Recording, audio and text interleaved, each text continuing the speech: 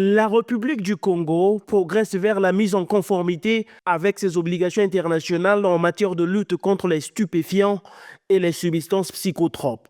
Par le biais des lois du 31 juillet 2003, le Congo a ratifié la Convention des Nations Unies contre le trafic illicite de stupéfiants et de substances psychotropes de 1998 et la Convention de 1971. Ces adhésions sont renforcées et appuyées par la nouvelle proposition de loi sur le contrôle des stupéfiants, des substances psychotropes et des précurseurs portée par le député élu à Ongoni, Yves Fortuné Mundele Ngolé Wurosia, qui, avec des exemples concrets, a su convaincre la plénière. L'idée qui était la mienne consistait à faire en sorte que la loi veille au contrôle de l'usage licite de ces drogues. Je vous donne un exemple.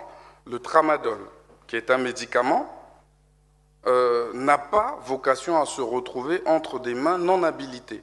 Et à ce moment-là, c'est l'usage illicite qui nécessite une lutte de la part des services compétents.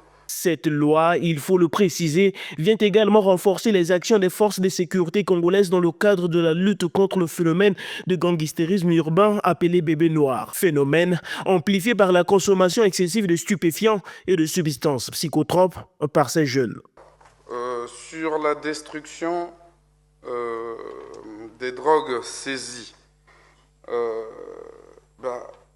dans la loi, dans le corps de la loi, il est dit qu'après enquête de l'officier de police judiciaire ou l'agent saisissant compétent, les scellés sont présentés devant les juridictions pénales.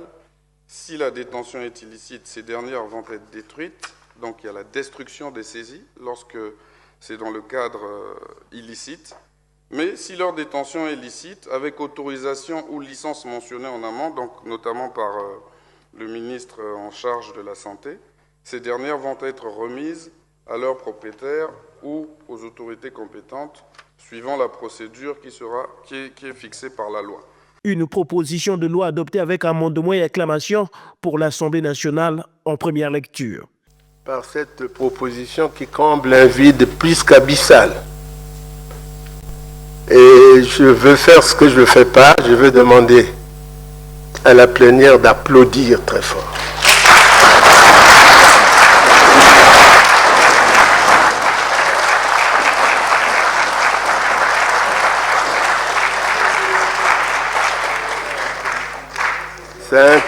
C'est un texte d'importance. Dans la Convention des Nations Unies de 1998, l'article 3 stipule que chaque État partie adopte des mesures nécessaires en vue de conférer le caractère d'infraction pénale conformément à son droit interne. Cette proposition de loi vient donc ainsi combler le vide législatif dans ce domaine et à encadrer l'utilisation de certaines substances dont le manque de contrôle pose un véritable problème de santé publique et de sécurité. Nous avons travaillé sur la proposition de loi relative au contrôle des drogues, substances psychotropes et des précurseurs